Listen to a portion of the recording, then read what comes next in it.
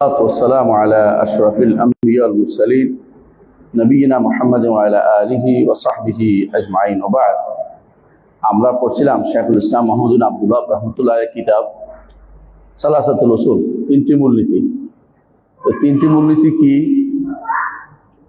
এক নম্বর হচ্ছে মান রাব্বুকা ওমা দীনুকা ওমান নবিয়ুকা, তোমার রব কি, তোমার দিন কি, তোমার নবীকে। এই তিনটি প্রশ্ন দুনিয়াতে যদি সুন্দর করে উত্তর দেন, বাস্তব বিশ্বাস করে আমল করে, কবরে গেলেও তিনটির উত্তর দিতে পারবেন। আর উপরে যদি উত্তর দিতে না পারেন, উপরে বিশ্বাস ঠিক না থাকে, কবরে গেলে প্রশ্ন দিতে পারবেন না।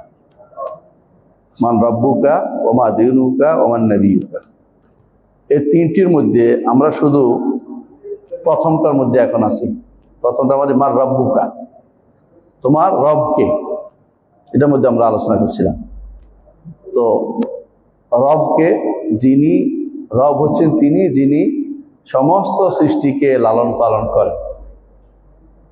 আমরা বলছিলাম রব হচ্ছে তিনি যিনি স্রষ্টা, যিনি মালিক, যিনি লালন পালন করেন। এটাই তো বলছিলাম। তা লালন পালন করতে কি লাগে? সৃষ্টি করতে হবে, তাই না? সৃষ্টি থাকবে, মালিক তিনি এবং লালন পালন তিনি করেন। এই জন্য রব হচ্ছেন তিনি যিনি স্রষ্টা, যিনি মালিক, যিনি পরিচালক। তো আমরা বলছিলাম, আপনাদের মনে আছে কিনা, আবার মনে করাই দিচ্ছি যে অনেকদিন আগে। তো তাহলে হচ্ছে রব যিনি হবেন। রবকে কিভাবে চিনছি আমরা? দুইভাবে। একটা হচ্ছে আল্লাহর নিদর্শন দিয়ে, আরেকটা হচ্ছে আল্লাহর সৃষ্টি দিয়ে। নিদর্শন দুই প্রকার, একটা হলো শারঈ নিদর্শন, যেমন আল্লাহর বাণী, শারঈ নিদর্শন। আর একটা হলো প্রাকৃতিক নিদর্শন, চাঁদ, সূর্য ইত্যাদি। আর রবকে চিনেছি দ্বিতীয় আরেকটা হচ্ছে সৃষ্টি দিয়ে। আমি, আপনি সবাই সৃষ্টি দাবি করে যে একজন স্রষ্টা আছে। সহজ উত্তর, এর বেশি দেওয়ার দরকার নেই। কোরআনে কারিম আল্লাহ এইভাবে বলেছেন, কোরআনে কারিম এইভাবে বলেছেন, রব তিনি যিনি স্রষ্টা, রব তিনি যিনি মালিক, রব তিনি যিনি পরিচালক। রবকে চিনেছি দুইভাবে, একটা হচ্ছে কি নিদর্শন দিয়ে, আরেকটা হচ্ছে সৃষ্টি দিয়ে। কোরআনে কারিমে এর জন্য বারবার আল্লাহ বলছেন অমিন আয়াতি অমিন আয়াতি অমিন আয়াতি, তার নিদর্শন, তার নিদর্শন, তার নিদর্শন। তার নিদর্শন দিয়ে তাকে চিনা যায়। আরেকটা হলো সৃষ্টি আছে তো স্রষ্টা আছে। সৃষ্টি নিজে নিজে আসতে পারে না, সৃষ্টি নিজে নিজে আসতে পারে না, কারণ সে ছিল না। তাহলে কাউকে না কেউ তাকে আনছে, যিনি আনছেন তিনি স্রষ্টা, এটা বলেছেন। তারপর বলেছেন রব যিনি হবেন অবশ্যই তিনি ইবাদত পাবেন। যিনি আমার রব তিনি ইবাদত পাবেন, আর কেউ ইবাদত পাওয়ার যোগ্য না, কারণ তিনি তো আমাকে সৃষ্টি করেছেন, তিনি আমার মালিক, তিনি আমার পরিচালক, তাই ইবাদত তো তিনিই পাবেন, আর কেউ ইবাদত পাওয়ার যোগ্য না। এরপর আলোচনা হয়েছে ইবাদত কাকে বলে। ইবাদত হচ্ছে রবের জন্য, রবকে সন্তুষ্ট করার জন্য, রবের অধিকারটা আমি তার জন্য আদায় করবো, এটা ইবাদত। রব যেটা আমার কাছ থেকে চেয়েছেন, সেটা কোথায় চেয়েছেন? হয় কোরআনে, না হাদিসের মধ্যে, তার নবীর মাধ্যমে, হয় তার বাণীতে, তার নবীর বাণীর মাধ্যমে আমাদের কাছে চেয়েছেন এই আমার এইভাবে ইবাদত করো, এইভাবে ইবাদত করো, এই তো। এরপরে বলছি আমরা যে ইবাদতগুলি তিনি চেয়েছেন, এই ইবাদতগুলি তিন প্রকার। কোনটা অন্তর দিয়ে হয়, কোনটা মুখ দিয়ে হয়, কোনটা কর্মকাণ্ডের মাধ্যমে হয়। অন্তর দিয়ে যে ইবাদতগুলি হয় এগুলি নিয়ে আমরা লম্বা আলোচনা করেছি। অন্তর দিয়ে ইবাদত মনে কি আছে? খাউফ ভয়, রাজা আশা, মাহাব্বা ভালোবাসা, খাসিয়া ইনাবা, তাওবা, এগুলি সবগুলি অন্তরের ইবাদত, মানে অন্তরের মধ্যে থাকে। কারণ আপনি আল্লাহকে ভয় করছেন কিনা মুখে বললে হইব না, এই অন্তরে থাকতে হবে। আল্লাহর কাছে আশা করেন কিনা, অন্তরে আশাটা থাকতে হবে। আল্লাহর কাছে আপনি চান কিনা, হ্যাঁ, চাওয়াটা অন্তর দিয়ে চাইতে হবে, তাই না? এগুলি হচ্ছে অন্তরের ইবাদত। আল্লাহকে আশঙ্কা করেন যে তিনি আমার শাস্তি দিবেন, অন্তরের মধ্যে থাকতে হবে। তো আর ভালোবাসেন, অন্তরের জিনিস। তো এগুলি আমরা আগে পড়েছি। গত দার্সে আমরা পড়েছিলাম যে লাস্ট দার্সে আমরা এটা পড়েছিলাম যে ইনাবা মানে আল্লাহর কাছে প্রত্যাবর্তন করতে হবে, অন্তরটাকে ফিরে আনতে হবে। যখন আপনি নামাজে দাঁড়ান, সলাতে দাঁড়ান, তখন কি করেন? হঠাৎ করে অন্তর চলে যায় বাড়িতে, দোকানে, বিভিন্ন জায়গাতে, তখন আবার ফিরে আনেন। আবার যখন দুনিয়ার কাজে ব্যস্ত হয়ে পড়েন, তখন আল্লাহর কথা ভুলে যান, আবার ফিরে আনেন। আজান শুনলে আমি আবার মসজিদে ফিরে আসি। আবার যখন গুনাহ করেন, দূরে সরে যান, আবার তওবা করে আল্লাহর দিকে ফিরে আসেন। গত দর্শে আমাদের এটাই ছিল যে বান্দা যতক্ষণ পর্যন্ত তওবা করবে ততক্ষণ পর্যন্ত আল্লাহ তাকে ক্ষমা করে দিবেন। যত বেশি আল্লাহর কাছে ফিরে আসবেন তত আল্লাহর কাছে আপনি আল্লাহকে আপনি পাবেন যে ক্ষমাশীল হিসেবে। লাওয়াজাদাল্লাহ তাওয়াবার রাহিম, সে আল্লাহকে পাবে তওবা কবুলকারী এবং দয়াদ্র পাবে। এটা সবই হচ্ছে অন্তর ইবাদত। আজকে আমরা তিনটি ইবাদতের কথা উল্লেখ করব। প্রথমে এই তিনটি ইবাদত হচ্ছে মুখের ইবাদত, মানে মুখ দিয়ে বের হয়, অন্তরে আছে কিন্তু মুখ দিয়ে এগুলি বের হতে হয়। এই তিনটি হচ্ছে, একটা হচ্ছে সাহায্য চাওয়া, একটা হচ্ছে আশ্রয় চাওয়া, আর একটা হচ্ছে উদ্ধার চাওয়া। এই তিনটি ইবাদতের কথা তিনি আলোচনা করেছেন এরপরে। তো প্রথমেই শুরু করে যেটা থেকে তিনি আলোচনা করেছেন সেটা হচ্ছে, তিনি বলেছেন যে ইস্তিআনা, যে ইবাদতের মধ্যে একটি হচ্ছে সাহায্য চাওয়া। ইস্তিআনা মানে সাহায্য চাওয়া। তো সাহায্য চাওয়ার ব্যাপারে আল্লাহ তাআলা বলেন ইয়াকা না'বুদু ওয়া ইয়াকা নাস্তাঈন। আল্লাহ আমাদেরকে শিখিয়ে দিয়েছেন, প্রতি সালাতে আমরা বলি, প্রত্যেক সালাতে না, প্রত্যেক রাকাতে বলি, কি বলি? ইয়াকা না'বুদু ওয়া ইয়াকা নাস্তাঈন, আপনারই ইবাদত করি, আপনার কাছে সাহায্য চাই। ইবাদত এবং সাহায্যের পার্থক্যটা এখানে যে অন্য সবগুলি ইবাদত করি, কিন্তু ইবাদতের একটা প্রকার হচ্ছে সাহায্য চাওয়া, একটা প্রকার। আরো বহু রকম ইবাদত হয়, কিন্তু সাহায্য চাইলে এটা একটা ইবাদত হয়েছে। আরো ইবাদত আছে, উদ্ধার চাওয়া ইবাদত, দোয়া করা ইবাদত, কিন্তু সবগুলি ইবাদত। তো বলছে ইয়াকা না'বুদু ওয়া ইয়াকা নাস্তাঈন, আল্লাহর কাছে সাহায্য চাওয়া। তো সাহায্য চাওয়ার মধ্যে তিনটা জিনিস থাকে। আল্লাহকে যখন সাহায্য চাইবেন, এর অর্থ হচ্ছে আপনার অন্তরে যে বিশ্বাস আছে তার উপরে, আল্লাহর উপরে আস্থা আছে। আস্থা বলে না, আস্থা রাখছেন। আস্থা জিনিসটা যদি পরিপূর্ণ হয়, একমাত্র আল্লাহ ছাড়া কারো উপরে পূর্ণ আস্থা নেই মানুষের। দুনিয়াতে চলাফেরার জন্য যতটুকু আস্থা, মানুষ বলে তোমার উপর আমার আস্থা আছে, এগুলো কি বিশ্বাস আছে, উদ্দেশ্য। বিশ্বাস অর্থ হলে জায়েজ আছে। আর যদি মনে করা হয় যে এমন আস্থা যে এটা কোনোদিন আর ব্যতিক্রম হবে না, তাহলে এটা মানুষের উপর নাই, মানুষে দিতেও পারে না আপনাকে। মানুষ যে কোনো সময় শয়তানের ধোঁকায় পড়তে পারে, যে কোনো সময় ধোঁকাবাজি করতে পারে আপনার সাথে, কিন্তু একমাত্র এমন এক সত্তা আছেন যার উপর আপনি আস্থা রাখতে পারেন। তো সাহায্য চাওয়ার জন্য এক নম্বর হচ্ছে আল্লাহর উপর আস্থা রাখা, দুই নম্বর হচ্ছে তার উপর ভরসা করা, তার উপর ভরসা করা। আস্থা আর ভরসা বুঝছেন, যার উপরে আস্থা রাখে তার উপর মানুষ ভরসা করে। প্রথমে হচ্ছে বিশ্বস্ত, সুতরাং তারা টাকাটা রাখি, নষ্ট করবে না, বুঝে আসছে? তো বোঝা গেল যে এরকম আল্লাহর উপর যখন আল্লাহকে যখন সাহায্য চাইবেন, তিনটা জিনিস একত্র হয়। একটা হলো আল্লাহর উপর আপনি আস্থা রেখেছেন, দ্বিতীয় হলো আল্লাহর উপর ভরসা করেছেন, তৃতীয় হলো আপনি তার কাছে বিনয়ী হয়েছেন, পূর্ণ বিনয় প্রকাশ করেছেন। এই তিনটে জিনিস একত্র হলে এটা হচ্ছে ইবাদত, তাওয়াক্কুল, এটা বলে ইবাদত। এই ইবাদতটা হচ্ছে ইস্তিআনার ইবাদত, মানে এই ইবাদতটা পূর্ণতা পাবে। যদি কেউ এর কোনো একটাতে অন্য কাউকে শরীক করে, তাহলে মুশরিক হয়ে যাবে। এই জন্য আমরা বলি পূর্ণ আস্থা কার উপর থাকবে? আল্লাহর উপর।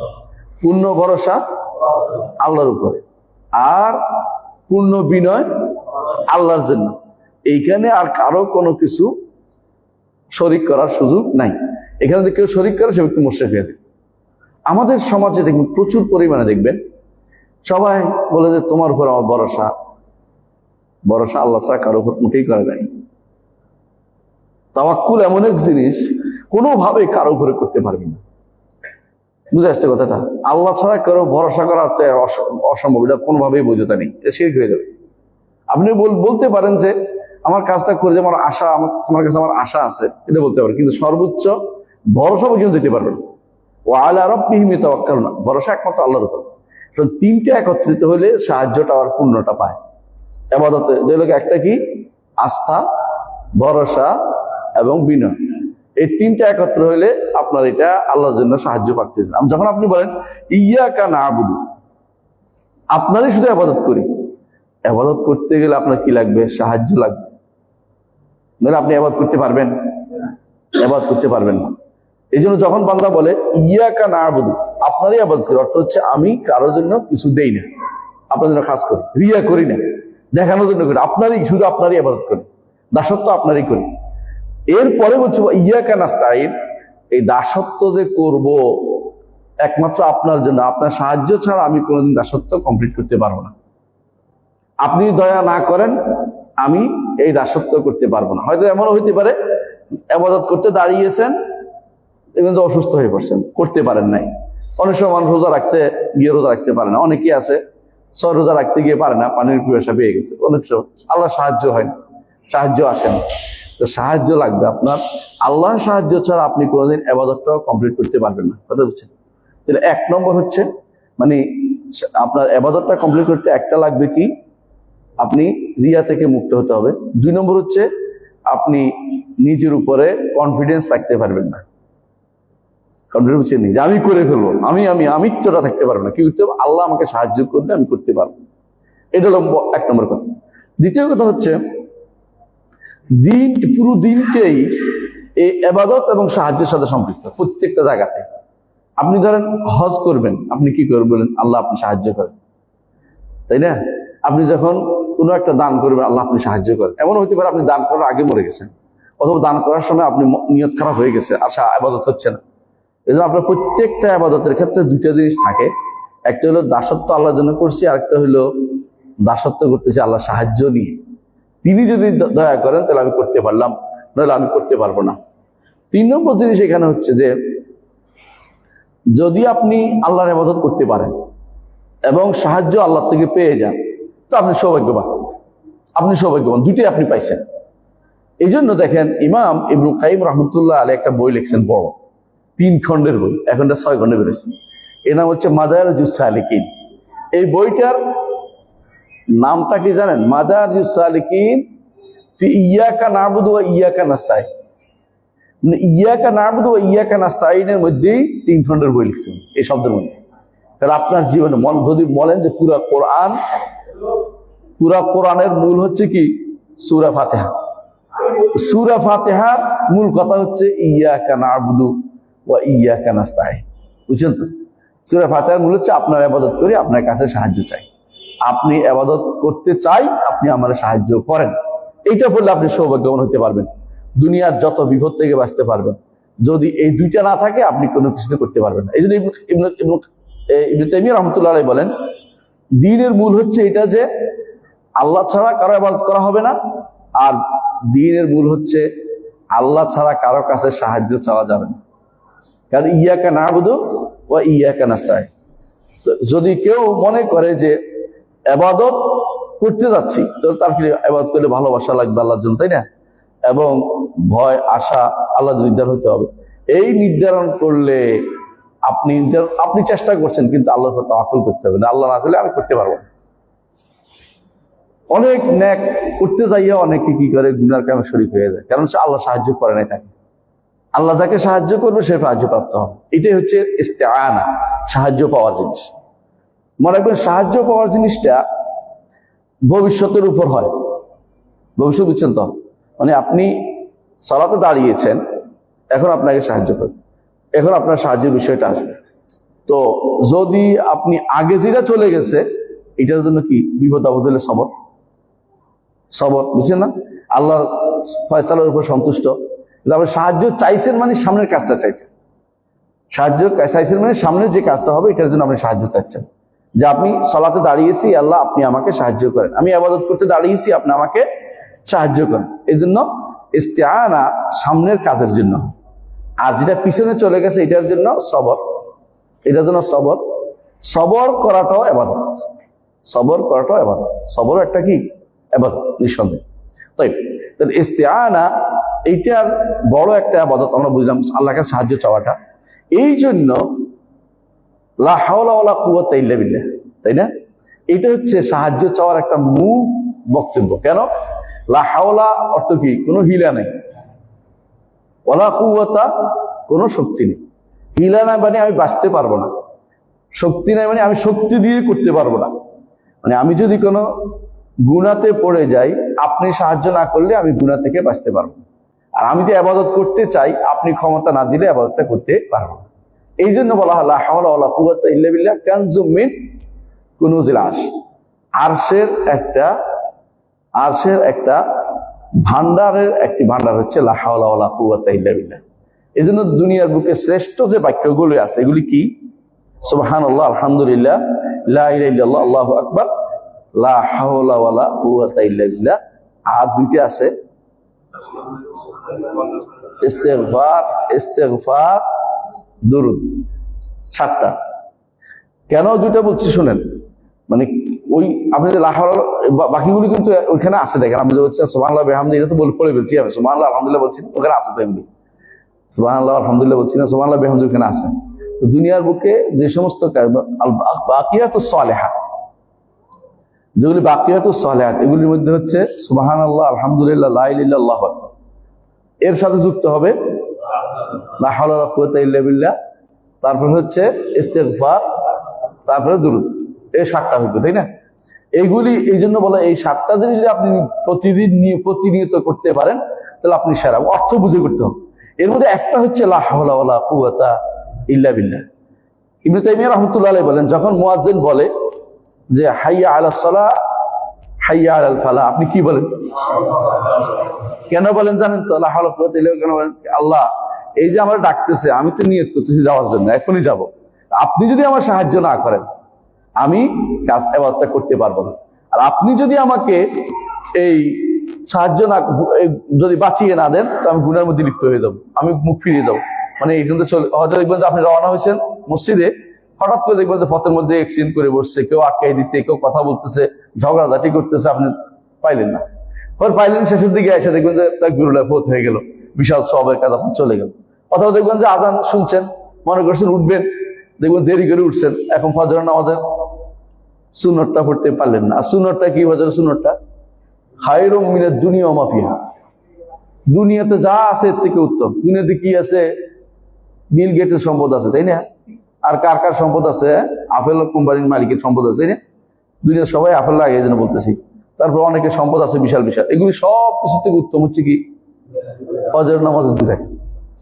এটা পড়তে পারেন না, আপনি কিছু আলসেমি করে ঘুমাইছিলেন, আপনি আল্লাহ সাহায্য পান না।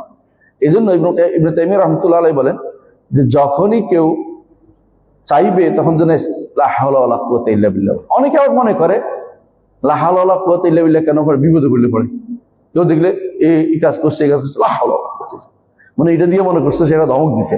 কিন্তু লা হাওলা তো সাহায্যের কালেমা, এটা ধমকের কলমা না বা বিপদের কলেমা না, এটা আল্লাহর কাছে সাহায্য চাওয়ার কালেমা।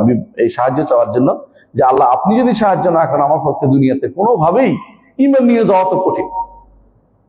আপনি চিন্তা করে দেখেন, এত যে বিপদ, এখন মানুষ দিনকে কত রকমে যে পরিবর্তন করছে তার হিসাব নেই। নতুন করে কেউ এসে ব্যাখ্যা নিয়ে আসে কোরআন, নতুন করে হাদিসের ব্যাখ্যা নিয়ে আসে, নতুন করে দ্বীনের ব্যাখ্যা নতুন ভাবে সাব্যস্ত করে। এরা সবাই এতগুলি ফিতনার ভিতরে আমি আপনার ইবাদত করে যেতে পারবো, এটা আপনি যদি সাহায্য না করেন আমি কোনোদিনে করতে পারবো না। এই জন্য দোয়ার মধ্যে সবচেয়ে জামে মানে দোয়া হচ্ছে যেটা চাওয়া লা হাওলা ওয়ালা কুওয়াতা ইল্লা বিল্লাহ, আল্লাহর কাছে সাহায্য চাওয়াটা। ইবনে কাইয়িম রাহমাতুল্লাহ আলাইহি বলেন, ছাত্র বলতেছে তার উস্তাদ সম্পর্কে, উস্তাদটাকে ইবনে তাইমিয়া। ইবনে কাইয়িম তার উস্তাদ সম্পর্কে বলছেন, তিনি বলেন যে আমি সমস্ত দোয়ার মধ্যে উপকারী দোয়া খুঁজছি, চিন্তা করে পাইছি সেটা হচ্ছে আল্লাহর কাছে তার ভালো কাজ করার জন্য সাহায্য চাওয়া, আর গুনাহ থেকে বাঁচার জন্য আল্লাহর কাছে বলা যে আল্লাহ আপনার সাহায্য ছাড়া আমি কোনো গুনাহ থেকে বাঁচতে পারবো না, ভালো কাজ করতে হলে আপনার সাহায্য লাগবে, দুইটা আপনার লাগবে। এটার কারণ তারপর তিনি বলেন যে আমি দুইটা একসাথে পাইছি। একসাথে কোথায় পাইছি? ইয়াকা না'বুদু ওয়া ইয়াকা নাস্তাঈন। এই জন্য সূরা ফাতিহা এত বেশি গুরুত্বপূর্ণ। সালাতের মধ্যে সূরা ফাতিহা কেন বারবার পড়তে আমরা বলি? অনেকে বলে সূরা ফাতিহা ঝগড়া করতেছে, ইখতিলাফি মাসলা করে ছেড়ে দিচ্ছে, সেই তো ক্ষতিগ্রস্ত হচ্ছে। সূরা ফাতিহা ছাড়া আপনি সালাতটা পড়লেন, আপনি প্রাণটাই তো হারিয়ে ফেলেন, মানে যেটা মূলত বলার দরকার বলতে পারলেন না আপনি। এজন্য আপনার মাথায় যেন থাকে যে সূরা ফাতিহাটা যেন আমি দেবে, কারণ আমি চাওয়াটা, এই সুযোগটা চাওয়াটা আমি পাচ্ছি প্রতি রাকাতে বারবার আমি চাচ্ছি, কারণ এটা আমার জন্য একটা বিরাট সৌভাগ্যের বিষয় যে আমি এই সুযোগটা পেয়ে যাচ্ছি। দেখুন এই জন্য রাসূলুল্লাহ সাল্লাল্লাহু আলাইহি ওয়াসাল্লাম সূরা ফাতিহার কথা তো বলেছেন, তাই না? পড়তে বলেছেন, তাই না? লা সালাতা লিমান লাম ইয়াকরা বিফাতিহাতিল কিতাব, সূরা ফাতিহা না পড়লে সালাত নাই, রাসূল বলে দিয়েছেন। কারণ এর মধ্যে আপনার আল্লাহর কাছে সাহায্য চাওয়া। আবার দেখেন শেষ বৈঠকে তিনটা দোয়া রাসূল থেকে আছে, তাই না? তিনটা দোয়া, একটা কি আল্লাহুম্মা ইন্নী যালামতু নাফসি যুলমান কাসীরা, এটা ইস্তেগফার, বুঝছেন তো? দ্বিতীয়টা হচ্ছে আল্লাহুম্মা ইন্নী আউযু বিকা মিন আযাবিল কবর, ইস্তিআযা। 3 নম্বরটা হচ্ছে ইস্তিআনা, সেটা কি আইনি আলা যিকরিকা ওয়া শুকরিকা ওয়া হুসনি ইবাদাতিকা। আমরা সাধারণত এটা বাইরে নিয়ে গেছি, তাই না? মানে সালাতের বাইরে নিয়ে গেছি, কিন্তু এই দোয়াগুলি কিন্তু সালাতের ভিতরের দোয়া। রাসূলুল্লাহ সাল্লাল্লাহু আলাইহি ওয়াসাল্লাম তার 3 সাহাবীকে 3টা শিক্ষা দিয়েছেন। এই তিনটা দোয়া 3 জন সাহাবীকে শিক্ষা দিয়েছেন। এর অর্থ হচ্ছে এটা ভিতরের দোয়া, কিন্তু মানে সালাতের ভিতরেই। সালাতের বাইরে গেলে জিকির, যতগুলি দোয়া সবগুলি ভিতরে। না করতে পারেন নাই বলে পরে করেন অনেক সময়, যে সালাতের ভিতরে করতে পারিনি, কিন্তু এগুলি কিন্তু ভিতরের দোয়া, মানে সালাতের শেষ বৈঠকের দোয়া। এগুলি যতগুলি দোয়া আছে, আল্লাহুম্মা ফিরলি জিদ্দি ওয়া হাজলি খাতায়া আমাদি, এগুলি সবগুলি কিন্তু ভিতরে। এগুলি কি ক্ষমা চাওয়া, বলে আমরা ক্ষমা একটা লাগবে, যেটা ইস্তেগফার, এইটাও সালাতের শেষে আছে।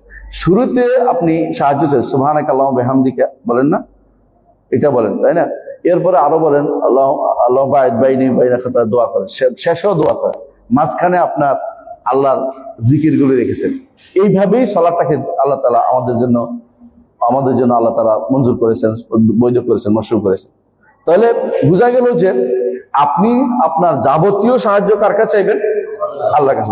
এটাই হচ্ছে ইস্তিআনা। আপনাকে শিক্ষা দিচ্ছে সাহায্য তিনি ছাড়া কেউ করবে না। যদি আপনি আল্লাহর কাছে সাহায্য চাওয়া শিখতে পারেন, বুঝলেন তো কথাটা, তাহলে বান্দার কাছে সাহায্যের জন্য হাত বাড়াবেন না। আপনার তখন মাথায় আসবে যে আমি বান্দার কাছে কি চাবো, তো আমার মতোই একটা ফকির। হ্যাঁ, এই জন্য আল্লাহ শিখিয়ে দিয়েছে আনতুমুল ফুকারা ইলাল্লাহ, তোমরা সবাই ফকির আমার কাছে। আল্লাহুল গানিয়ুল হামিদ, তিনি শুধুমাত্র গানি, আর তোমরা সবাই ফকির। এই জন্য রাসূলুল্লাহ সাল্লাল্লাহু আলাইহি ওয়াসাল্লাম হাদিসে কুদসিতে আল্লাহ তাআলা বলেছেন যে তোমরা সবাই হচ্ছে জায়ুন ইল্লা মান কাসাইতু, প্রত্যেকে হচ্ছে তোমরা ক্ষুধার্ত, যাকে আমি খাবার দেই পান করে তা সে শুধুমাত্র খাইতে পারে। যে তোমরা সবাই আর ইল্লা মান কাসাউতু, যে তোমরা কাপড় চোপড় নাই কারো, মনে করবা আমি যা কাপড় দিয়ে সে পাবো। তো সাহায্য যে ব্যক্তি আল্লাহর সাথে সম্পৃক্ত করতে পেরেছে তার জীবনের সমস্ত কিছু, যে আল্লাহর কাছে সাহায্য চাইবো, সে কারো কাছে আর সাহায্য চাইতে পারে না। মনে করবে যে আবার কি করবে, আমার আল্লাহই তো আমার আল্লাহ আমার জন্য যথেষ্ট। ইব্রাহিম আলাইহিস সালাতু ওয়াস সালাম যখন আগুনে পড়েছিলেন, তাই না, সাহায্য করতে আসছে না, কি বলছে আমার রব আমার জন্য যথেষ্ট। আগুনে ফেলার সময় তিনটা বলেছেন। মুহাম্মদ রাসূলুল্লাহ সাল্লাল্লাহু আলাইহি ওয়াসাল্লাম যখন তাকে বলা হলো যে উহুদের যুদ্ধের পরে যে মানুষ আসছে আপনাদেরকে এবার ধরবে, পিষে ফেলবে, তিনি বলছেন হাসবুনাল্লাহু ওয়া নি'মাল ওয়াকিল। ঠিক অনুরূপভাবে ইব্রাহিম আলাইহিস সালাতু ওয়াস সালামকে যখন ফেলছিলেন, আগুনে ফেলা হচ্ছে, তখন কি বলছেন?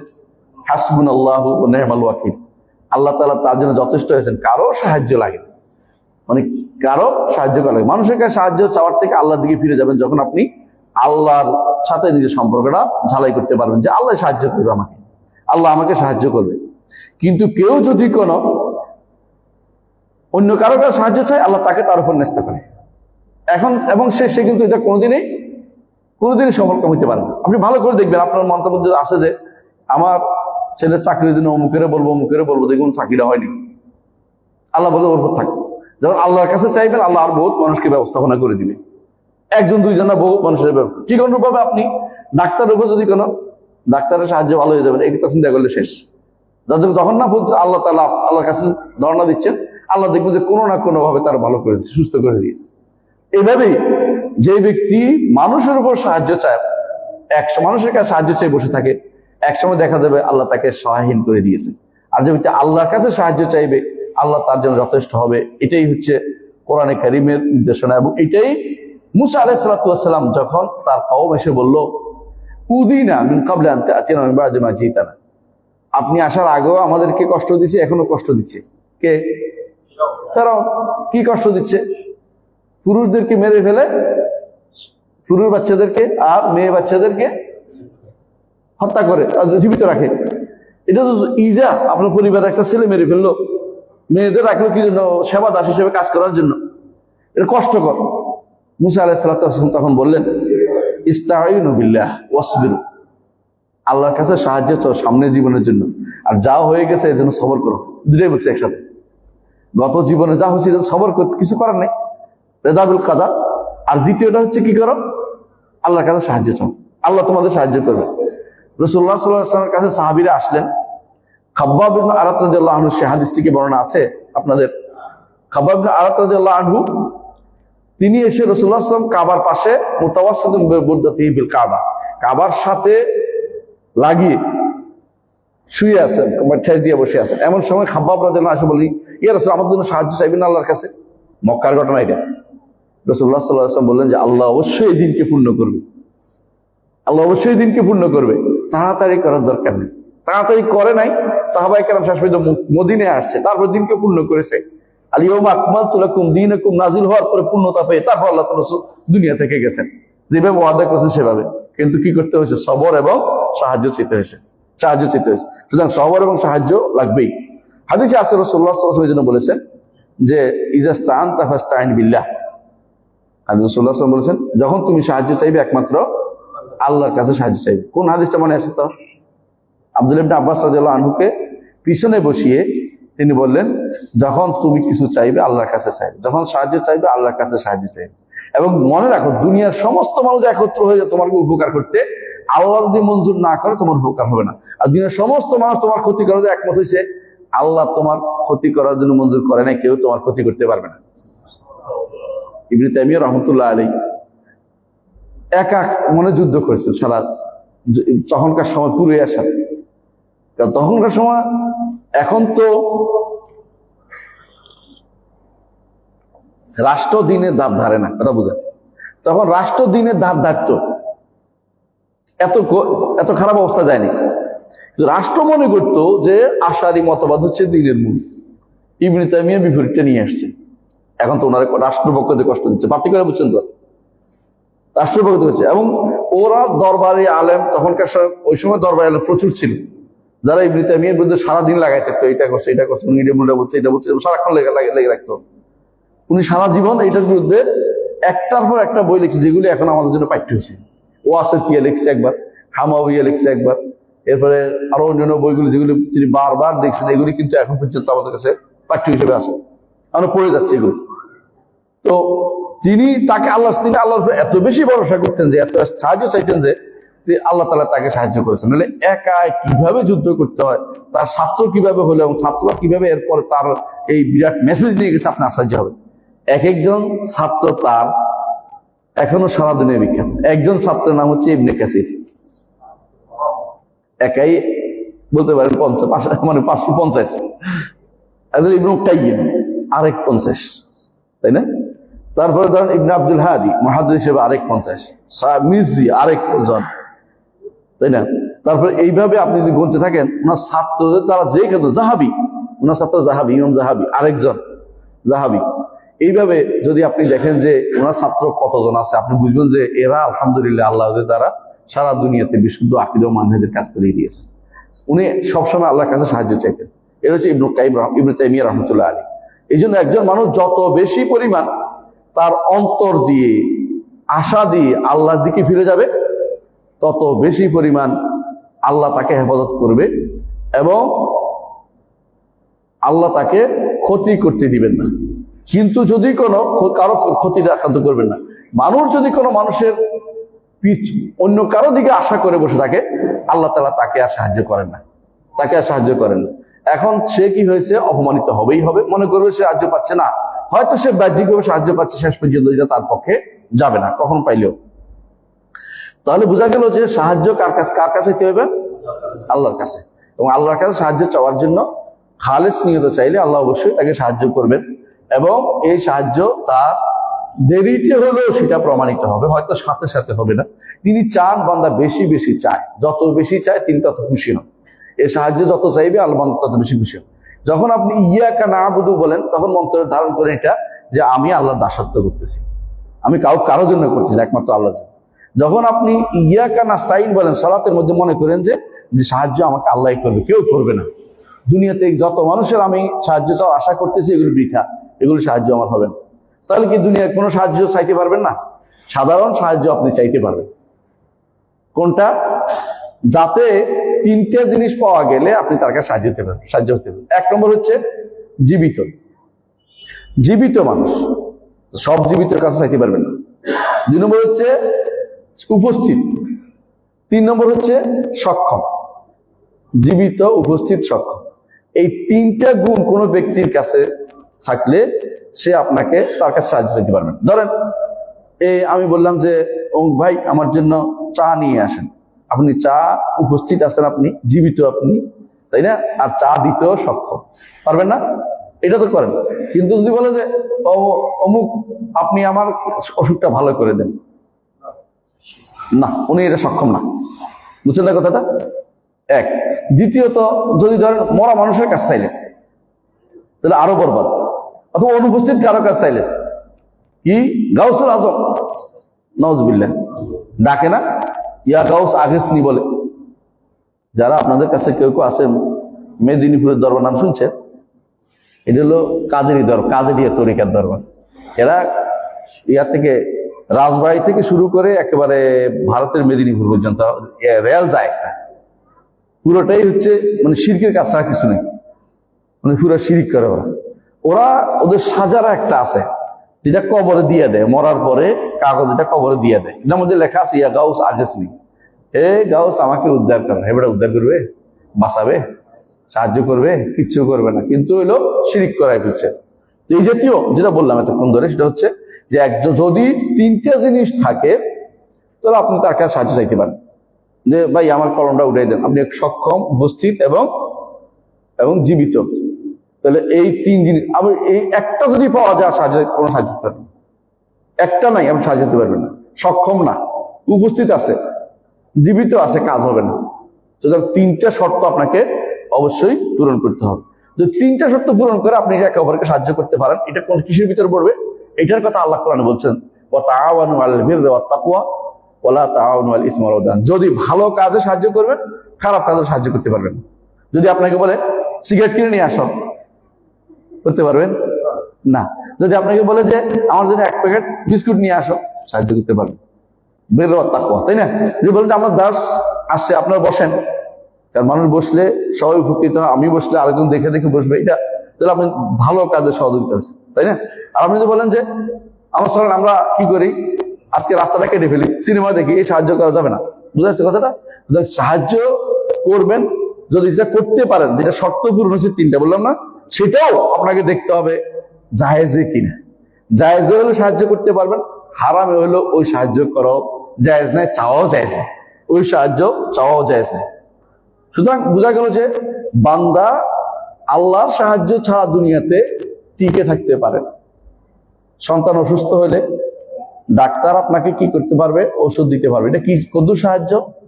যতটুকু তার ক্ষমতার ভিতরে আছে, ঠিক আছে? কিন্তু কবরের কাছে গেলে এটাও পারবে না, কারণ তার ক্ষমতাও নাই, শোনেও না, ভীত এবং সে অনুপস্থিত। কারণ সামনে থাকা অর্থ এই নয় যে কারণ মাটির নিচে, বহুত নিচে, সে আপনার কিছু করতে পারবেন না। আপনি বহু দিক থেকে এখানে শিরকের মধ্যে লিপ্ত। ডাক্তার আপনাকে প্রকাশ্য একটা সাহায্য করতে পারে, তার হাতে যেটা আছে এটা কি একটা ওষুধ লিখে দিতে পারবে। সয়দালিয়া অর্থাৎ ফার্মেসি ওয়ালা আপনার একটা ওষুধ দিতে পারবে, টাকা নিয়ে দিয়ে দিলাম, এটা ভালো কাজে সহযোগিতা। কিন্তু যদি সেখানে যে বলেন যে ছেলে যেহেতু বেশি অসুখ হয় তাহলে মেরে ফেলি, যায় যাবে তার দেয়া, তার জন্য এটা দেওয়া যায় হবে না। বান্দা আল্লাহ সাহায্য ছাড়া চলতে পারে না, আল্লাহ সাহায্য তার চাইতেই হবে। এই জন্য ইয়াকা না'বুদু ওয়া ইয়াকা নাস্তাঈন। তাহলে আমরা কোরআনের মধ্যে বারবার এটা বলি কেন, সাহায্য বারবার চাই কেন? কারণ বারবার আমি তো ফকির, বান্দা মানে ফকির, আমার প্রতি মুহূর্ত কি দরকার? সাহায্য দরকার। এই যে একটু চাইছি এটা তো এই মুহূর্তে না, আবার দরকার, আবার দরকার, আবার দরকার, বারবার আমার সাহায্য দরকার। দ্বিতীয়ত বারবার আমার ইখলাসের দরকার, তাওহীদের দরকার। ইয়াকা না'বুদু যখন বলি একমাত্র, তখন তাওহীদ হয়। ইখলাস এবং তাওহীদ আমার দরকার। ইখলাস মানে রিয়া থেকে মুক্ত। এই জন্য বারবার আমি ইয়াকা না'বুদু ওয়া ইয়াকা নাস্তাইন বলি। আবার কখনো কখনো একবার সাহায্য চাইছি, অন্তর ঘুরে গেছে অন্যদিকে ঘুরে গেছে, আমার আল্লাহ দিকে ফিরে আসা দরকার, আবার ইয়াকা না'বুদু ওয়া ইয়াকা নাস্তাইন বলি। আবার কখনো কখনো ইবাদতের প্রত্যেকটা অংশে আমার লাগে, রুকু সাজদা ইবাদত। ধরেন আপনি সাহায্য চাইছেন দাঁড়ানো অবস্থায়, পরে আবার তো আরোগুলো কাজ হচ্ছে সামনে, রুকু আছে, সাজদা আছে, শেষ বৈঠক আছে, দোয়া আছে, এগুলো যদি আপনার সাহায্য না হয় আপনি কিন্তু ঠিক মতো দোয়াটা করবেন না। দেখবেন যে ভুলে গেছেন, মনে করছেন কয় রাকাত জানি ভুল, কয়টা সাজদা জানি দিলাম। এই যে মাথার ভিতরে কেন সাহায্য হয় না, এই জন্য সাহায্য থাকলে আপনি প্রত্যেকটা কথা আপনি বুঝে শুনে বলতেন। তাহলে বোঝা গেল যে এই সাহায্য আপনার বারবার চাইতে হয়, বারবার অন্তরের ভিতরে ধারণ করতে হয়। এই জন্য আপনাকে বারবার বলতে হয় ইয়াকা না'বুদু ওয়া ইয়াকা নাস্তাইন। আপনি সূরা ফাতিহা যদি বারবার আশ্চর্য হবেন যে সূরা ফাতিহা কেন আমাদেরকে বারবার পড়তে বলেছে। একটা তো বলে ইয়াকা না'বুদু ওয়া ইয়াকা নাস্তাইন বারবার বলি না, আবার কি বলি ইহদিনাস সিরাতাল মুস্তাকিম, এটা তো বারবার বলি। আমাকে সিরাতে মুস্তাকিম দেন, বারবার বলি কেন?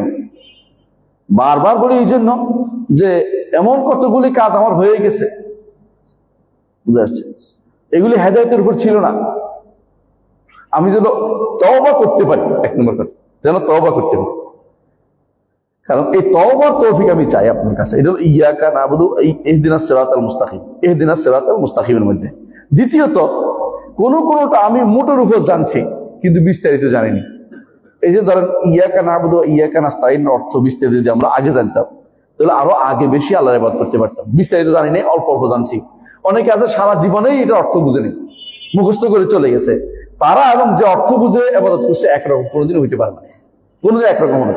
তাহলে এই জন্য আমার ইহদিনাস সিরাতাল মুস্তাকিম দরকার। আবার কখনো কখনো আপনি কিছু অংশ পাইছেন আর কিছু অংশ পান নাই হেদায়েতের, আপনি আরো হেদায়েত চাওয়ার জন্য বারবার বলেন ইহদিনাস সিরাতাল মুস্তাকিম। আল্লাহ আমি হেদায়েতের আরো বেশি চাই, কারণ জিদনা হুদা, আমাদের নিকট হেদায়েত বাড়ে, ঈমান বাড়ে। আহলুস সুন্নাত ওয়াল জামাতের নিকট ঈমান বাড়ে, বেদাতের নিকট ঈমান বাড়ে না, কমে না, কিন্তু আমাদের নিকট ঈমান বাড়ে, কমে। এজন্য আমরা বারবার হেদায়েত চাই, কারণ আমার জন্য আরো হেদায়েত বাড়িয়ে দেন, হেদায়েতের জন্য আরো বাড়িয়ে দেন, যেটুকু পাইছি আরো জন্য বাড়িয়ে দেন। 4 নম্বর হচ্ছে যে কখনো কখনো আমি হেদায়েত তো আগেরকার পাইছি, সামনের যত কাজ আছে এখানে হেদায়েত দরকার। 4 নম্বর মুস্তাকবাল, ভবিষ্যতের জন্য আমার হেদায়েত দরকার আছে। আবার 5 নম্বর হচ্ছে কখনো কখনো যে আমি অনেক কাজ করে ফেলেছি, বিশ্বাস ঠিক রাখিনি, যে বিশ্বাসগুলো ঠিক করার জন্য, এতে যখন আমি হেদায়েত পাই, সঠিক হেদায়েতটা পাই। অনেকে আছে সারা জীবন একটা পথের উপর চলেছে, ওই পথটা তার ঠিক ছিল না। হ্যাঁ, এখন এই পথের উপর যেন আমি হেদায়েত প্রাপ্ত হই, এই জন্য আরেকবার আল্লাহর কাছে আমি হেদায়েত চাই, যে আমি যেটা করেছি আমার বিশ্বাসও ছিল, কিন্তু বিশ্বাসটা আমার হেদায়েতের উপর ছিল না, আমি এটাকে সঠিক পথে নিয়ে আসি। আবার কখনো কখনো আপনি এমন এমন কোনো কাজ করেন যে আপনি সামনে কিছু কাজ করেন নাই, কাজ করবেন না, ওইগুলি আপনার হেদায়েতের দরকার আছে, এই জন্য আপনি হেদায়েত চাচ্ছেন। কখনো কখনো আপনি চাচ্ছেন যে আমি হকের উপর আসি, হকের উপর যেন ঠিক থাকতে পারি, এটার জন্য আমার হেদায়েত দরকার। এই জন্য বারবার আপনি আল্লাহর কাছে হেদায়েত চান, যে ইহদিনাস সিরাতাল মুস্তাকিম। সুতরাং ইয়াকা না'বুদু ওয়া ইয়াকা নাস্তাইন, ইহদিনাস সিরাতাল মুস্তাকিম, এটা একটার সাথে একটা অনেক জড়িত। কেন আমি বারবার চাই? কারণ আমার প্রতি মুহূর্ত দরকার, আগের দরকার, এখন দরকার, সামনে দরকার, স্থির থাকা দরকার হেদায়েতের উপরে। সাহায্যটাও আমার প্রতি মুহূর্ত দরকার। এগুলি সবগুলি আমার সাহায্য ছাড়া হেদায়েত পাবো না। আপনার সাহায্য ছাড়া আমি হেদায়েতে থাকতে পারবো না, আপনার সাহায্য ছাড়া আমার ভবিষ্যতে হেদায়েত থাকবে না, আপনার সাহায্য ছাড়া আমার গত জীবনে যে গুনাহগুলি হয়েছে এগুলির উপর তওবা করার আমার কি হবে না, আপনার সাহায্য তৌফিক হবে না। আপনার জন্য, আমার জন্য, এই জন্য আমাদের জন্য ইহদিনাস সিরাতাল মুস্তাকিম এটা অত্যন্ত গুরুত্বপূর্ণ জিনিস। যেমন ইয়াকা না'বুদু ওয়া ইয়াকা নাস্তাইন খুবই গুরুত্বপূর্ণ বিষয়। কথা বুঝতে পারছেন? আমি এই বিষয়ে আর আলোচনা করবো না, একটা বলছি, এটা কি আল্লাহর কাছে সাহায্য চাওয়া, এটা ইবাদত, এবং কিভাবে ইবাদত করতে এটা বুঝিয়ে বলছি। দ্বিতীয়, আমাদের শেখ বলতেছেন, শেখ মুহাম্মদ বিন আব্দুল্লাহ রাহমাতুল্লাহ আলাইহি বলছেন যে ওয়া দালিলুল ইস্তিআযাতি কাউলুহু তাআলা কুল আউযু বিরাব্বিল ফালাক ওয়া কুল আউযু বিরাব্বিন নাস। তিনি একটু বলে গেছেন, আমরা এটা ব্যাখ্যা করব। ইস্তিআযা শব্দের অর্থ হচ্ছে আশ্রয় চাওয়া, আশ্রয় চায় এবং সাহায্য চায় ভিন্ন ভিন্ন জিনিসই। সাহায্য চায় ইবাদতের মধ্যে, সাহায্য চায় দুনিয়ার কাজের মধ্যে, দুইটার জন্য সাহায্য চায়। ইবাদতের জন্য আমার সাহায্য দরকার, আবার দুনিয়ার কর্মকাণ্ড আপনার সাহায্য দরকার, কিন্তু আশ্রয় চায় কখন মানুষ? আশ্রয় চায় যেগুলি ক্ষতিকর জিনিস আছে তার থেকে আশ্রয় চায়, আল্লাহর কাছে আশ্রয় নেয়। সেটা কি হইতে পারে? যাকে আপনি ভয় করেন, যার জিন হইতে পারে, মানুষ হইতে পারে, জানা অজানা সাপও হইতে পারে, ক্ষতিকর জিনিস হইতে প্রাণীকুল হইতে পারে, তা থেকে আপনি আশ্রয় চাইবেন আল্লাহর কাছে। এটা হল ইস্তেআদা, এটা হল ইস্তেআদা। এটার জন্য আপনি বলেন কি আউযু বিল্লাহি মিনাশ শাইতানির রাজীম, সালাতের শুরুতেই বলেন না? আরো কি বলেন? আউযু বিল্লাহি মিন হামজিহি ওয়া নাফসিহি ওয়া নাফসিহি বলেন না, মিনাশ শাইতানির রাজীম। হ্যাঁ, আরো বলেন অন্য যে সমস্ত এগুলি আছে আউযু বিল্লাহ, আরো বলেন অন্য ইস্তেআদা গুলি বলেন। কেন? যে আল্লাহর কাছেই আমাকে আশ্রয় চেতে হবে। আশ্রয় চেতে হবে কারণ আমি আসলেই দুর্বল, বান্দা আসলেই দুর্বল। তার যদি আল্লাহর কাছে আশ্রয় না চায়, সে কারো ক্ষতি থেকে বাঁচতে পারবে না। আল্লাহ শুধুমাত্র তাকে আশ্রয় দিতে পারে। দুনিয়ার আর কারো কাছে আশ্রয় চাইবেন, ধরা খাবেন, ধরা খাবেন। এই আশ্রয় বেশি দিন টিকবে না, সাময়িক। কারণ দুনিয়ার মানুষও তারও আশ্রয় দরকার, যার কাছে আশ্রয় চেয়েছেন তারও তো আশ্রয় দরকার, তারও তো আশ্রয় দরকার। সে কার কাছে যাবে? আল্লাহর কাছে। আমার আশ্রয় একমাত্র ওই আল্লাহর কাছে হওয়া উচিত যার কাছে সবাই আশ্রয় চায়। তিনি হচ্ছে রব্বুন নাস, তিনি হচ্ছেন মালিকুন নাস। মানুষের রব তিনি, মানুষের মালিক তিনি, মানুষের রব তিনি, মানুষের মালিক তিনি। তার কাছে আমাকে আশ্রয় চাইতে হবে। এই জন্য আশ্রয় চাওয়াটা ইবাদত, আশ্রয় চাওয়াটা ইবাদত। আল্লাহ তাআলা এটা আল্লাহর কাছে চাইতে বলেছেন। কোরআনে কারীমে সূরা আরাফের 200 নম্বর আয়াত এবং সূরা ফুসসিলাতের 30 নম্বর আয়াত আল্লাহ তাআলা 36 নম্বর আয়াত আল্লাহ তাআলা বলছেন, ওয়া ইম্মা ইয়ানজাগান্নাকা মিনাশ শাইতানির নাজগুন ফাস্তাইয বিল্লাহ ইন্নাহু ফাস্তাইয বিল্লাহ। যখন ওয়া ইম্মা ইয়ানজাগান্নাকা মিনাশ শাইতানির নাজগুন, যদি আপনাকে শয়তান আপনাকে কোনো কি করে খোঁচা দেয়, নাজগ অর্থ হলো কোনো কিছুকে কষ্ট দেয়া, আঘাত দিয়ে খোঁচা দেয়া। তো যদি আপনাকে শয়তান আপনাকে আঘাত করে কোনো কিছু দিয়ে, ফাস্তাইয বিল্লাহ, আল্লাহর কাছে আশ্রয় চান। কারণ শয়তানের আক্রমণ থেকে, শয়তানের বহুমুখী ষড়যন্ত্র থেকে যদি বাঁচতে হয়, আল্লাহর আশ্রয় আপনাকে নিতে হবে। কোরআন পড়ার আগে দিয়ে কেন আউযু বিল্লাহ করতে হয় কেন জানেন তো? কোরআন কার বাণী? আল্লাহর বাণী। তা আল্লাহর বাণী পড়বেন। আল্লাহর বাণী পড়তে হলে আল্লাহর সাহায্য লাগবে। আল্লাহর বাণী পড়তে হলে আশ্রয় চেতে হবে আল্লাহর কাছে। শয়তান যেন আমাকে বাধা না দেয়, শয়তান যেন আমাকে অন্যদিকে নিয়ে না যায়, শয়তান আমার অন্যদিকে নিয়ে না যায়। ভুল অনেক সময় কোরআন পড়ে যারা, ওদের মধ্যে কেউ কেউ দেখবেন যে পথভ্রষ্ট হয়ে গেছে, কারণ সে আল্লাহর আশ্রয় নেয় না, শয়তান তাকে ভুল বুঝিয়ে দিয়েছে। এখনো অনেক মানুষ দেখবেন কোরআন পড়ে পথভ্রষ্টতার পথে চলছে। আমি দেখলাম এক মুনাজারার মধ্যে কত হুজুর মানুষ বলতেছে যে আল্লাহ তাআলা বলছে, আল্লাহ রাসূল বলছে, যখন তোমরা কোনো কিছু, কোরআন আল্লাহ বলছে, যখন তোমাদের মতভেদ হয় তখন আল্লাহ এবং তার রাসূলের দিকে ফিরে আসে। বুঝছেন কেমন বলতে? দেখেন ফ্যাস কেমন লাগে। তো আমরা আল্লাহর কাছে যেতে পারি না, কারণ আল্লাহর কাছে যাওয়ার আমাদের সুযোগ নেই। রাসূলের কাছে যেতে পারি, রাসূল তো মরে গেছে, তাই না? তো কোথায় যেতে হবে? আলেমদের কাছে যেতে হবে।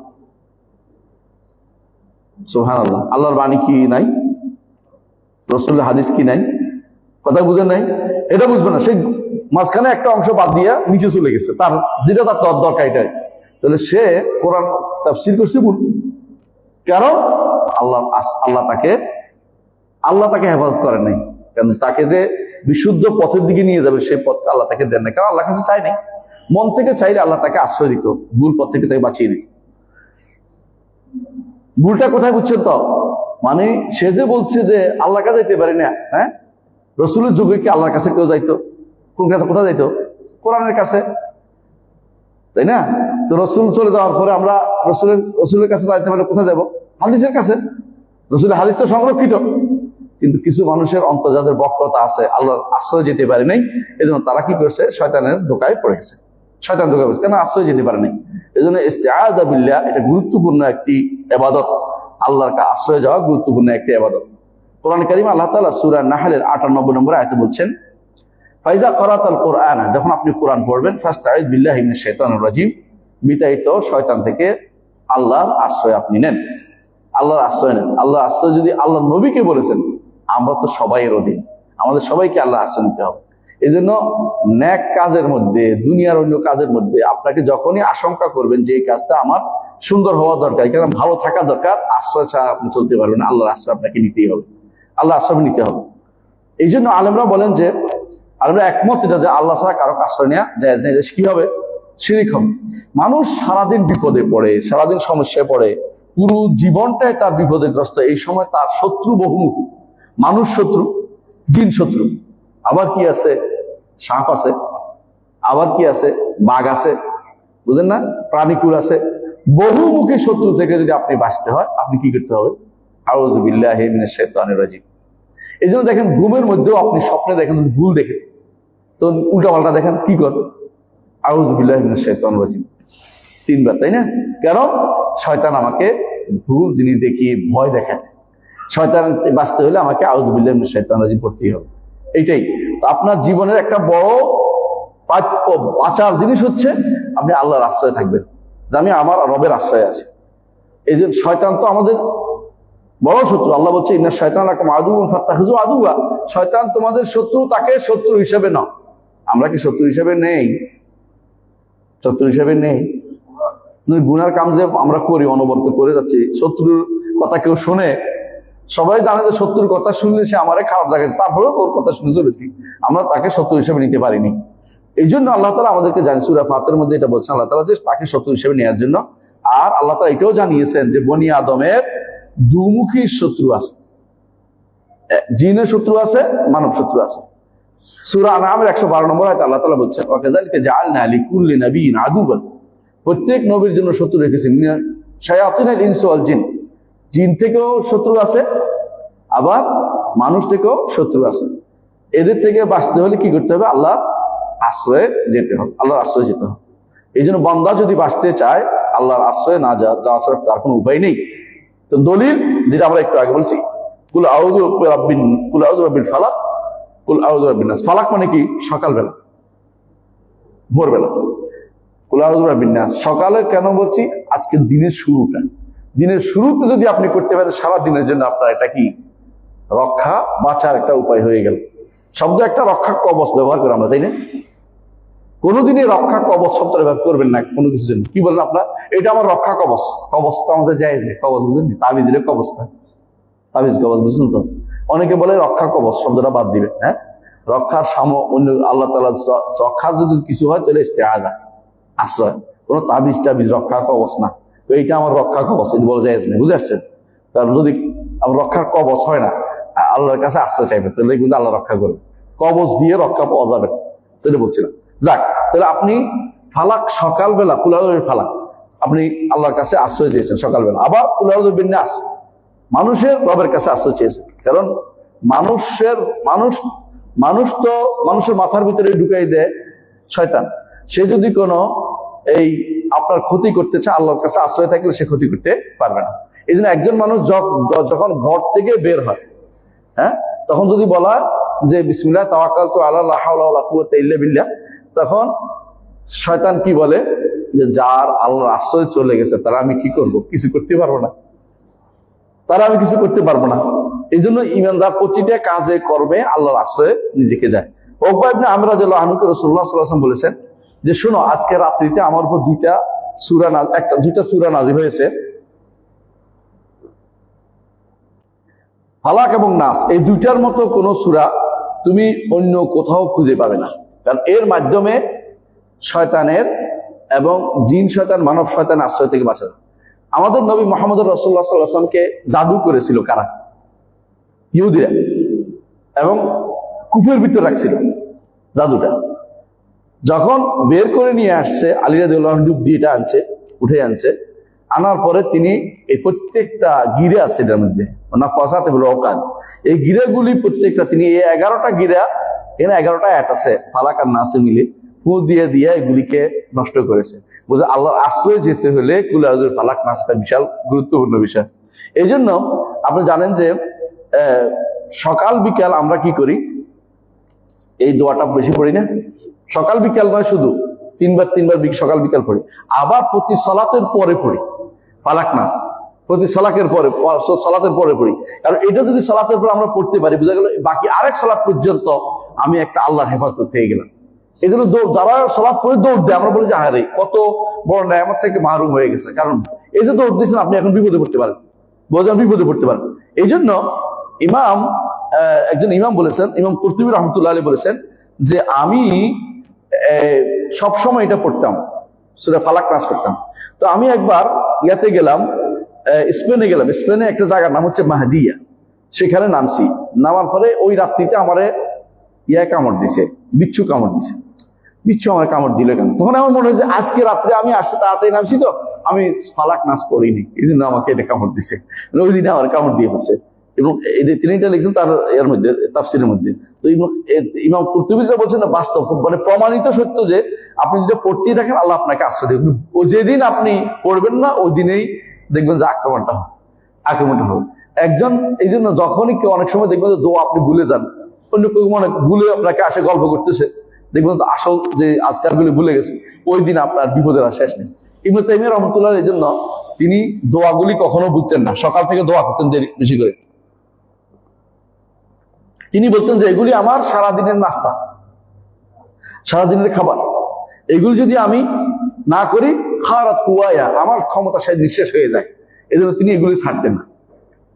তিনি এটার উপরে বই লিখেছেন, কালিমুত তাইয়্যিব বই লিখেছেন। তো এই ইবনুল কাইয়িম রাহমাতুল্লাহ আলাইহি আরেকটা লিখেছেন রাওয়াবুলুস সাইয়্যিব। এরা কেন প্রত্যেকেই যারা আল্লাহর আশ্রয় যেতে চায় তারা কিছু এটা নিরসনা করে, কারণ তারা চায় যে ভালো কিছু করে যায়, আমি বাঁচি, আমার ভবিষ্যৎ প্রজন্ম বাসুক, সাধারণ মানুষরা বাসুক, যাতে করে আল্লাহর আশ্রয় আমরা থাকতে পারি। এই জন্য রাসূলুল্লাহ সাল্লাল্লাহু আলাইহি ওয়াসাল্লাম হাদিসে তিনি বলেছেন যে উকবা ইবনে আমর রাদিয়াল্লাহু আনহু বলছেন তাআওয়াদ বিহিমা, এই দুই সূরা দিয়ে তুমি সবসময় আল্লাহর আশ্রয় নিবে। ফামা তাআওয়াদা মুতাআওযিদুন বিমিসলিহিমা, যদি কেউ আশ্রয় নিতে চায় ফালাক নাস ছাড়া এত আশ্রয় নেওয়ার আর বড় কিছু নাই। সবচেয়ে বড় ফালাক নাস দিয়ে মানুষ আশ্রয় নিতে হবে, এই দুটি সূরা দিয়ে আশ্রয় নিবে। এবং এটাও বলেছেন যে তিনি যে মানুষের নিঃশ্বাস, খাবার, পানীয়, পোশাক এর চেয়ে বেশি গুরুত্বপূর্ণ হচ্ছে তার জন্য ফালাক নাস। ফালাক নাসের বলছেন আশ্রয় চাওয়া, ফালাক নাস দিয়ে আশ্রয় চাওয়া খুব গুরুত্বপূর্ণ। কারণ কিছুক্ষণ না খেয়েও থাকতে পারবেন, কিছুক্ষণ না পান করেও থাকতে পারবেন, কিছুক্ষণ পোশাক অল্প করে থাকতে পারবেন, কিন্তু প্রতি মুহূর্তে আপনার আল্লাহর আশ্রয় দরকার। কারণ যে কোনো সময় জিন শয়তান অথবা মানব শয়তান আপনার ক্ষতি করে ফেলতে পারে। এই জন্য বেশি বেশি করে আপনার আশ্রয় চাওয়া দরকার।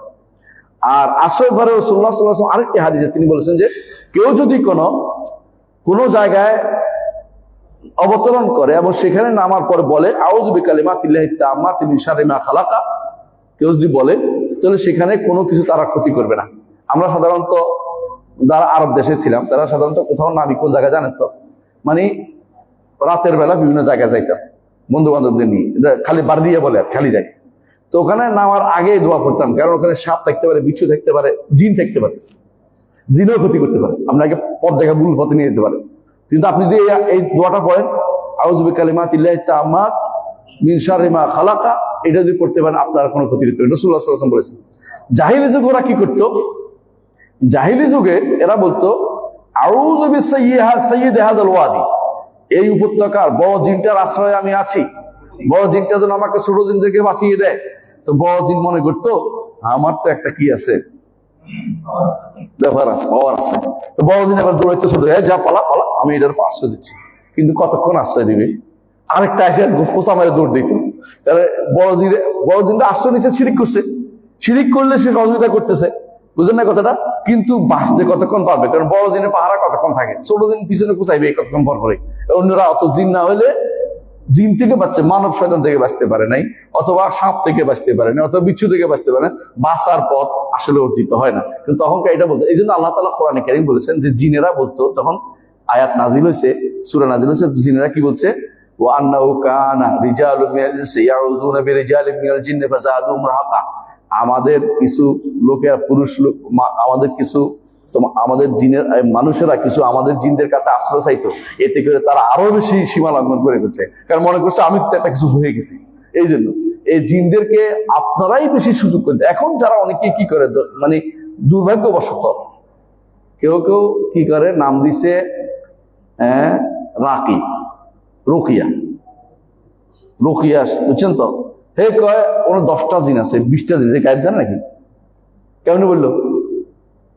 কেমনে বললো? 20টা জিন কেমনে দেখছে? রসুল দেখলো না, সাহাবায়ে কেরাম দেখলো না এত জিন, দেখলো কেমনে? হেরে 20টা জিন ধরছে, হে 10টা জিন ধরছে, হেরে শয়তান জিন ধরছে, হেরে কেমনে বুঝছে এটা?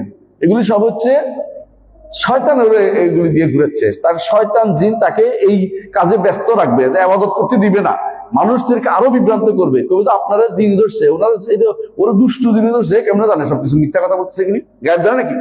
তো তো ওই জিনটা তার সাথে যেটা আছে এটা তারা এখন পাগল বানায় ছাড়বে, এটার পিছনে লাগাই রাখবে, আর ও আরো কয়টারে ব্যস্ত রাখবে। এই জন্য এদের কাছে রাকিদের কাছে গিয়ে যখন দেখি যে বলে যে নাম জিজ্ঞাসা করবে, বাপ জিজ্ঞাসা করবে, অথবা হাতের অঙ্ক দিবে, অথবা সুতা মাপবে, ফুটু দিবে, এগুলি এইটা এখন জিনের পিছনে ধরেছে এই পাগল। যদি সে কোরআন হাদিস দিয়ে আপনাকে কোরআন দিয়ে অথবা দোয়া দিয়ে ফুটু দিয়ে দেয়, শেষ। রুকিয়া সরাইয়া হচ্ছে বেশি না, মানুষ রুকিয়া সরাইয়ার নাম দিয়ে এখন যা চলছে, দয়া করে এগুলি থেকে দূরে থাকবেন। একটা এক ধরনের ব্যবসা নামছে, এবং এগুলি হচ্ছে বানিয়ে বানিয়ে কথা বলে, কিছু বললে ওরা খেপে যায় যে আমরাই করতেছি, আপনি করতে পারেন না দেখা, তো আমি করবো কেন, এটা আমি করতে পারি না, এটা আমি করতেও পারিও না, করবো না। অনেকে এর পিছনে লেগে আছে, আউযুবিল্লাহ। এই জন্য যখনই আপনি আশ্রয় চাইবেন তখন আউযু বিকালিমাতিল্লাহি তাম্মা মিন শাররি মা খালাকা বলবেন। আর ছোট বাচ্চাদেরকে রাসূলুল্লাহ সাল্লাল্লাহু আলাইহি ওয়াসাল্লাম কিভাবে আশ্রয় দিতে মনে আসতো, আউযু বিকালিমাতিল্লাহি তাম্মা মিন কুল্লি আইনিন লাম্মা ওয়া কুল্লি শাইতানিন হাম্মা। ছোট বাচ্চাদেরকে ফু দিবেন এই দুইটা কথা হবে। আউযু রাসূলুল্লাহ সাল্লাল্লাহু আলাইহি ওয়াসাল্লাম হাসান এবং হুসাইন রাদিয়াল্লাহু আনহুমাকে ছোট অবস্থায় তাদেরকে সব সময় দোয়া করতেন তাদের জন্য, উইযুকুমা বিকালিমাতিল্লাহি তাম্মা মিন কুল্লি আইনিন লাম্মা ওয়া মিন কুল্লি শাইতানিন হাম্মা। এটা আপনি এতে পাবেন, আমাদের হিসনুল মুসলিম আপনি পাবেন, এটা অবশ্যই পড়ে নেবেন ছোট বাচ্চাদের কিভাবে এর থেকে আশ্রয় নিতে হয়, আল্লাহর আশ্রয় নিতে হয়। তাহলে সমস্ত দুনিয়ার মানুষ আপনি আশ্রয় নিবেন কেন? দুনিয়ার মানুষ সমস্ত একত্রিত হলে আপনাকে বাঁচাতে পারবে না, আল্লাহ শুধু বাঁচাতে পারবে। আল্লাহর কাছে যদি আশ্রয় যেতে পারেন তাহলে আর কোনো সমস্যা নাই। আমি একটা গল্প বলি, বুঝতে পারবেন, গল্পটা হাদিস ভিত্তিক। সেটা হচ্ছে রাসূলুল্লাহ সাল্লাল্লাহু আলাইহি ওয়াসাল্লামের রাসূলুল্লাহ সাল্লাল্লাহু আলাইহি ওয়াসাল্লামকে রাসূলুল্লাহ সাল্লাল্লাহু আলাইহি ওয়াসাল্লাম এক মেয়েকে বিয়ে করেছেন, ইমরাতুল জুন বলে ওটাকে, ওনার মেয়েকে বিয়ে করেছেন জুন। এখন তার সৌন্দর্য দেখে পরস্পরের মধ্যে তারা এই মহিলারা যেটা করে আর কি, বলছে এদের যেমন হোক তাড়াইতে, তো কেমনে বলছে রসুলের কাছে কি বললে বেশি ভালো হওয়া যায়, তো বলছে আউযু বিল্লাহ বলে ভালো হওয়া যায়। আউযু বিল্লাহ আল্লাহর কাছে আশ্রয় চাই আপনার কাছ থেকে। তো মহিলা বলে বলছে আউযু বিল্লাহ মনে হচ্ছে ভালো হওয়ার জন্য, কিন্তু এটা তো অস্ত্র তো আরো মারাত্মক বলছে। মানে রাসূলুল্লাহ সাল্লাল্লাহু আলাইহি ওয়াসাল্লাম তো আর এই ষড়যন্ত্র, তিনি বলছে তুমি এমন এক সত্তার কাছে আশ্রয় চেয়েছো যে সত্তার বিষয়, আমি আর তোমাকে কি করবো, তুমি তোমার পরিবারে চলে যাও। মহিলা সারা জীবন কাঁদছে, আমাকে ভুল বুঝাইছে এরা, আমি তো এটা বলতে চাই না, কিন্তু আমি এটা বলছি রাসূল আমাকে কি করলেন, আমাকে আর স্ত্রী হিসেবে রাখলেন না, আমি তো এটা চাই নাই, কিন্তু কিছু তো করার ছিল না, কারণ রাসূলুল্লাহ একবার যেহেতু তাকে চলে যেতে বলছে চলে যেতে হবে তাকে, এই জন্য মানে তার স্ত্রী হিসেবে তিনি সম্মান পান নাই, স্ত্রীর সম্মান পান নাই, কারণ স্ত্রী হতে হলো তার সাথে ঘর সংসার হতে হয়। তো এই জন্য মানে বলতে চাচ্ছি যে ওস্তিবি মুআজ শব্দটা উল্লেখ করছে, এটা বলছে সবচেয়ে বড় আশ্রয়দাতা হচ্ছেন কে? আল্লাহ। তার কাছে যে কেউ আশ্রয় চাইলে আর দুনিয়ার কোনো কিছুতে আশ্রয় তার দরকার হবে না। আল্লাহ যাকে আশ্রয় দিয়েছে তার আশ্রয় আর কোনো দরকার হবে না, কোনো আশ্রয় দরকার হবে না, তার কোনো আশ্রয় দরকার হবে না।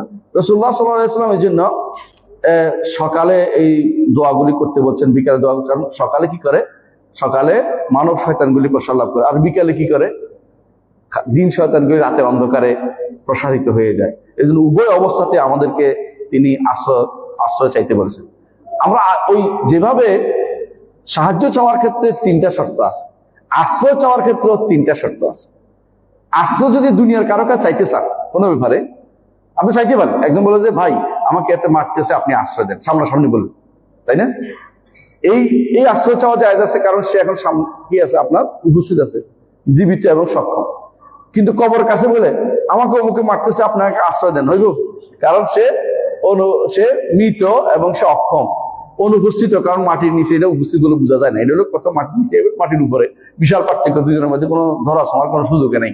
সুতরাং এই জাতীয় যদি 3টে জিনিস পাওয়া যায় তাহলে আপনি তার কাছে আশ্রয় চাইতে পারবেন। সেটা কি? হ্যাঁ, জীবিত, উপস্থিত এবং সক্ষম। আর যদি এইটা না পাওয়া যায় তাহলে আপনি যে কোনো আশ্রয় চাইবেন শিরক করে দেবেন। কবরের কাছে, মাজারের কাছে, গজার মাছের কাছে কোনো কিছু আশ্রয় আপনি চাইতে পারবেন না। কথা বুঝছেন তো? এখন এটার তো এই নয় যে কেউ আমার আক্রমণ করছে, আমি না আল্লাহ আমার বাঁচালে আমি কোথাও দৌড়াবো না। আপনি দৌড়াবেন, দরকার হলে গর্তে ঢুকবেন, কোনো সিবা সাবাই ঢুকবেন, দেখতে না পাই, এটার কোনো নিষেধ নাই। কিন্তু আশ্রয় চাওয়ার মাসালা আলাদা হচ্ছে। আশ্রয় চাওয়া হচ্ছে এমন জিনিস যেটা বাহ্যিক কোনো কারণের ভিতরে পড়ে নাই। বাহ্যিক কারণ বুঝছেন তো? আপনি যদি মনে করেন যে আমি মসজিদের ভিতরে ঢুকে বাঁচবো, তাহলে বাঁচতে পারবেন, ঢুকে যাবেন। ঘরের ভিতরে ঢুকে তালা বন্ধ করে দেবেন, এটা হতে পারে। এটা আশ্রয় চাওয়ার বিষয় না। আশ্রয় চাওয়ার মুখে চাওয়া, আমি একটু আগেও বলেছি, মুখে যেটা চাচ্ছে বাস্তব কোনো কাজ নয়, যেটার ভিতরে আপনি ঢুকে যাচ্ছেন, হারাম কোনো কাজ নয়। তো এটা আপনি করতে পারবেন, কিন্তু যখন মুখে আপনি আশ্রয় চাবেন, কার কাছে যাবেন? আল্লাহর কাছে যাবেন। আর যদি দুনিয়ার কোনো কাজ কর্মকাণ্ডে চান, তাহলে 3 শর্ত পূরণ হতে হবে। একটা কি? জীবিত, সক্ষম এবং উপস্থিত। এই 3 শর্ত পূরণ করতে কারো কাছে আশ্রয় চাইতে পারবেন না। এটাই হচ্ছে আশ্রয়ের মাসালা। আমরা 2টা পড়াই গেছি, আরেকটা বাকি আছে, এটা পড়াবো ইনশাআল্লাহ। সেটা হচ্ছে উদ্ধার কামনা। এই 3টা কথা বলছিলাম যে এটা মৌখিক মুখে হয়। আরেকটা হয় দোয়া, দোয়া আমরা আগে পড়াই ফেলছি। আজকে আরেকটা পড়বে উদ্ধার। উদ্ধার চাওয়া কি? এতক্ষণ যেগুলি বলেছি এগুলি হচ্ছে যেটা আশ্রয় চাওয়া সামনের কাজের জন্য। কারণ আমি যখন আশ্রয় চাচ্ছেন, অর্থ কি? আল্লাহ আমার জন্য বিপদটা না আসে, বিপদটা যেন না আসে। উদ্ধার হচ্ছে বিপদে পড়ে গেছেন, বিপদে পড়ে গেছেন। ধরুন আপনি এখন সমুদ্রে ডুবু অবস্থা, নৌকা একবার এদিকে একবার এদিকে, মাঝে মধ্যে নৌকা যে অবস্থা হইতো, আগে আমরা এই ইয়া দিয়ে পার হইতাম, ওই যে নৌকা দিয়া নদী পার হইতাম কোনো কোনো এলাকায়। তো তখন যদি ঢেউ থাকতো নদীতে, তখন কলজা যেন মানে এমনি বেড়ে যেত যে আজকে বোধ আর বাঁচার উপায় নেই। একবার আমি নৌকা দিয়া থেকে নোয়াখালী আসছি, বোলা থেকে, সন্দ্বীপ থেকে নোয়াখালী আসছি, অনেক দূর। সন্দ্বীপ থেকে নোয়াখালী আসছি নৌকা দিয়ে। তখন দেখছি যে যখন ঢেউ আসে, একবার যেন পড়ে গেলাম, একবার ডুবে গেলাম নৌকা দিয়ে। তো বুঝছি যে বিশাল অবস্থা। সে অবস্থা বিপদে আছে কিনা, ওই অবস্থায় উদ্ধার চাওয়ার নাম হলো ইস্তেগাসা। কথা বুঝছেন? মানে বিপদে পড়লে, কোনো কিছু বিপদে পড়লে উদ্ধার চাওয়া, এটা নাম হলো ইস্তেগাসা বা উদ্ধার কামনা করা। এটা ইবনুল কাইয়িম রাহমাতুল্লাহ আলাইহি বলেন যে উদ্ধার চাওয়াটা বিপদ ভয়ের সময় হয়। ভয়ের সময়, ভয় না পাইলে কেউ উদ্ধার চায় না। মানে আমি ভয়ের সময় শুধুমাত্র চাই উদ্ধার হতে চাই, বিপদে পড়লে উদ্ধারটা চাই। তো এই 2টার মধ্যে পার্থক্য হচ্ছে যে একটা হচ্ছে আগে বাঁচার জন্য চাওয়াটা হচ্ছে ইস্তেআদা, আর পরে বিপদে পড়লে হলো ইস্তেগাসা। এই 2টাই আমাদের কার কাছে চাইতে হইব? একমাত্র আল্লাহর কাছে চাইতে হইব, আল্লাহর কাছে চাইতে হইব। আচ্ছা, উদ্ধার কামনার মধ্যে কি? আমরা উদ্ধার কামনার মধ্যে আমরা একান্তভাবে আল্লাহর জন্য কিন্তু নিজেকে নিয়োজিত করি। আল্লাহ ছাড়া কারো কাছে উদ্ধার কামনা চাইতে পারি না। কারণ কি? একটা উদাহরণ দিয়ে বুঝতে পারবেন, একটা ঘটনা বলি। নাম শুনেছেন আপনারা ইকরামা রাদিয়াল্লাহু আনহু। তিনি তখনও ইসলাম গ্রহণ করেন নাই, ইকরামা। তো তিনি রাসূলুল্লাহ সাল্লাল্লাহু আলাইহি ওয়াসাল্লাম মক্কা যাওয়ার পর তিনি পালাইতে আরম্ভ করছেন। পালাইতে মনে করছেন যে তিনি ইয়াতে চলে যাবেন, খ্রিস্টানদের দেশে চলে যাবেন, তবুও মুহাম্মদের কথা শুনবো না। মানে কেউ আছে না আত্মমর্যাদা এত বেশি যে হুজুরের কথা শুনবো কেন, আমি কম জানি নাকি। বর্তমানে বেশিরভাগ যারা লেখা সারা জীবন দিন সম্পর্কে পড়ে নাই, ওরা দেখবেন দিন মানতে চায় না। তো ওরা কি দেখবেন যে সবসময় বড় সমস্যা হলে আত্মমর্যাদা ভোগে, যে আমি এখন হুজুরের কাছ থেকে শুনবো না, আমি কম বুঝি নাকি, তো কোরআনের অনুবাদ শুরু করে দেবো বসে। ও নিজেও বুঝে না, উল্টাপাল্টা মানুষকে নষ্ট করে এই অনুবাদ দিয়ে। এরকম বহু অনুবাদ দেখবেন যে এগুলি পুরাই নষ্ট করছে, অনুবাদ করা অর্থ বুঝেইনি। অনুবাদ করতে গেছে, কোরআন তো সোজা দিন অনুবাদ করবে, আপনি নিজে অনুবাদ করে ফেলবেন। আবার অনেকে দেখা যায় নিজের মতো করে একটা ধর্ম বানিয়ে নিছে। তারা যদি বলেন যে এটা তো ঠিক না, বলে যে আপনি বুঝছেন, আমি কম বুঝি নাকি, ইত্যাদি ইত্যাদি। আমি একজনকে বললাম যে আপনি নিয়ত বসে বসে নামাজ পড়তেছেন, আমি বসে নামাজ পড়েন, আপনি হেঁটে আসলেন। কয় যে আমি তো অসুস্থ। আমি দেখছি আপনি কিন্তু তাকবীরটা দাঁড়িয়ে দিতে হবে, তাকবীরে তাহরিমাটা।